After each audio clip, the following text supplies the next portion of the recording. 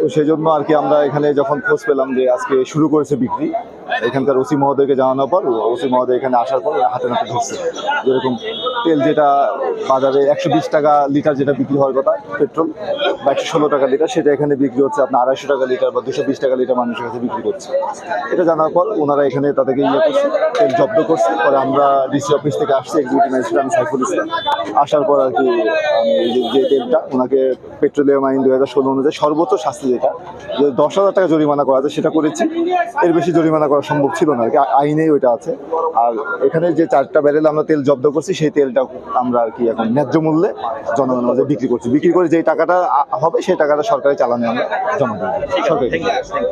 না জানতেন যে এখানে পেট্রোল বিক্রি হয়? না আজকে প্রথম, আজকে প্রথম। আগে ঠিক আছে, এর আগে যদি গাড়িটা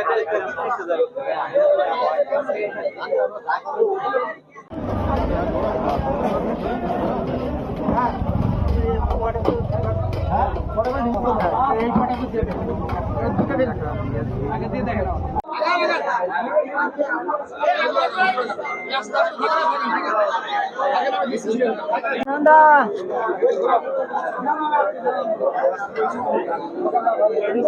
পাঁচটা